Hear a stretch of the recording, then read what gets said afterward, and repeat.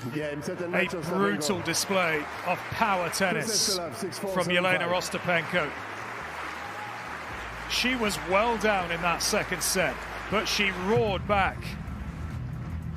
Alexandra Eala had a 5-1 second set lead over Jelena Ostapenko on indoor clay in Linz, and then lost 6 straight games to exit the tournament. That collapse, that's the only quote _0 quote _ that actually happened on April 8th, 2026. Within 48 hours, some tennis commentary channels had taken that collapse and turned it into something else entirely, a viral claim that the WTA had forced a complete match replay. Those videos racked up over 50,000 views combined, and every single part of that story is false. Understanding why it spread tells you everything about modern tennis media, and honestly, about what Alexandra Eala still needs to figure out. The Upper Austria Ladies Linz in 2026 wasn't the same tournament either of these players had stepped into before.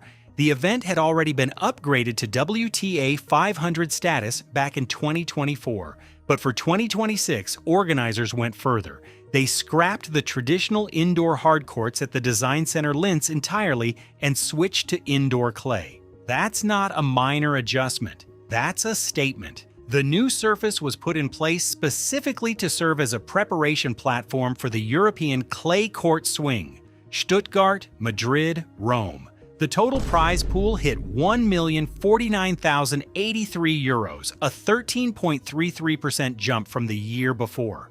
The field included top seeds Mira Andreeva, Ekaterina Alexandrova, and Lyudmila Samsonova. Jelena Ostapenko came in as the 4th seed. For Alexandra Eala, sitting at 46th in the world and widely seen as a top 30 candidate in the making, Linz wasn't something she could afford to treat lightly. A round of 16 finish meant 60 ranking points and €15,690, roughly 1.09 million pesos. On the clay swing, every point matters.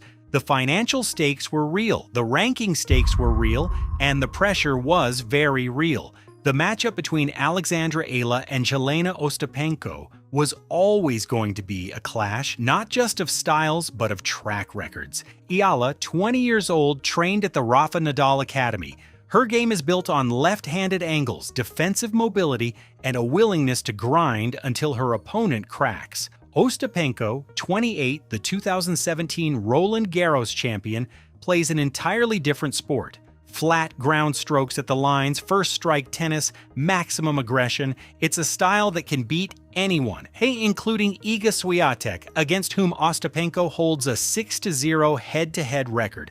But it also comes with volatility. Double faults in clusters, unforced errors, when the timing goes. And here's what made this match different before it even started. Eala had beaten Ostapenko in both of their previous meetings. At the 2025 Miami Open, it was 7-6, 7-5. At Eastbourne, Ostapenko retired mid-match due to injury. The story had already been written. Eala was Ostapenko's kryptonite. That kind of history doesn't stay in the statistics. It travels onto the court with you. The psychological weight on the Latvian was there before the first serve was struck. The match on April 8th ran 1 hour and 43 minutes. In the first set, Eala built a 4-2 lead and then Ostapenko shifted gears. The Latvian rattled off 4 consecutive games, her winners coming too hard and flat for the clay to slow down. First set to Ostapenko, 6-4 in 46 minutes. But the second set, that was right up until it wasn't. Eala went to 4-0, then 5-1. At one point, Ostapenko double faulted twice in a row, essentially handing Eala that 5-game lead. The Filipino crowd inside the Design Center Linz got louder and louder, feeding Eala's confidence. That atmosphere, the kind of stadium-level passion that follows Alexandra Eala into every arena she enters, was something Austrian indoor clay tennis had simply never experienced before. Serving for the set, Eala reached set point in the 8th game, and that's when it fell apart.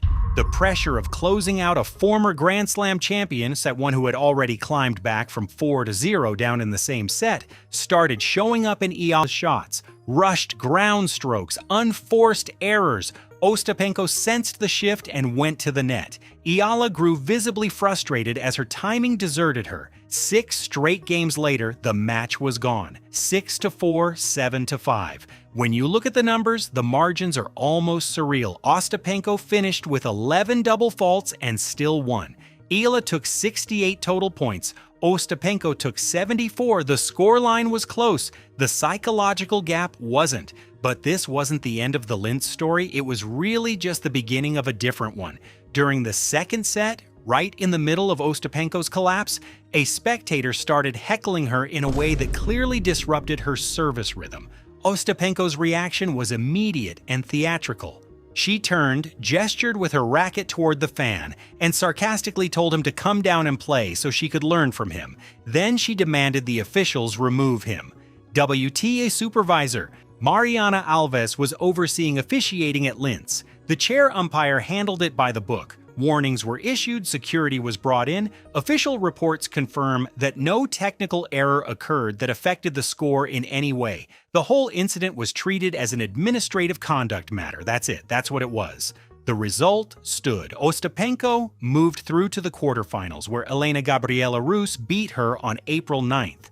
Alexandra Eala left Linz, and both ABS-CBN and Cebu Daily News confirmed her next stop, Stuttgart, with play beginning April 13th. Here's what didn't make it into any of those viral thumbnails, and this comes entirely from the documented sequence of what happened. Ostapenko's racket gesture, her sarcastic invitation to the heckler, her demand for an ejection, none of that happened while Ostapenko was winning.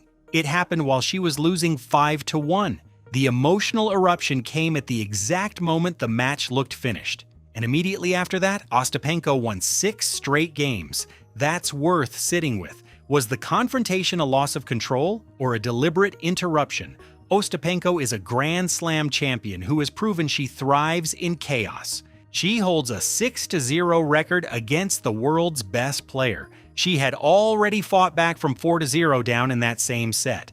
When the racket came up and the crowd got something new to react to, the whole atmosphere in that arena shifted. The Filipino fans who had been pouring energy into Eala suddenly had a different scene to process. Eala, described as visibly frustrated, was just a few points from the biggest win of her clay season, and then the moment was gone. No one can say for certain whether Ostapenko planned any of it. The timing, though, the timing is documented, and the timing is extraordinary. The real shock out of Linz 2026 wasn't anything the WTA did. It was how fast and how effectively a false story can spread. In the 48 hours after the match, Tennis Lux and IK Court Kings put out videos claiming the WTA had issued a decision to force a complete match replay. Combined, those videos cleared 50,000 views, all built on the emotional investment of Alexandra Eala's fan base, which is one of the most active and passionate digital communities in the sport. The __3___ myth has 3 roots, and none of them are accidental. The first, in 2026, electronic line calling failures and ball boy interference, including a Wimbledon incident where a ball boy walked across the net mid-serve, led to individual points being replayed. Certain channels deliberately reframed those "4" as "5" to drive clicks. The second, Ostapenko's demand to have the fan removed, was a decision made during the match, but it was a conduct ruling, not anything that touched the competitive result. The third, the Philippine digital market is one of the most algorithm-friendly fan bases in tennis. Phrases like WTA drops bombshell or replay confirmed generate engagement regardless of whether there's any truth underneath them. What's worth noting is that the 2026 WTA officiating structure was built for exactly this kind of volatile situation. Aurélie Tourt now holds the Senior Manager Officiating Development role. Veterans Mohamed Lahyani and Fergus Murphy carry the new Senior Chair Umpire designation. Nacho Forcadell, 14 years as a chair umpire, was promoted to tournament supervisor and oversaw the Linz operation. The system handled it. The result was never in doubt. Alexandra Eala made it to Germany. Stuttgart was next. Analysts still see her as a legitimate top 30 contender by 2027. The Rafa Nadal Academy training is there, the left-handed tactical profile is there, and she has already beaten Jelena Ostapenko twice. But the indoor clay at the design center Linz left something unanswered, and boarding a flight to Stuttgart doesn't resolve it. When Alexandra Eala is up 5-1, holding set point, 1 moment away from closing out a former Grand Slam champion, what is it exactly that breaks first?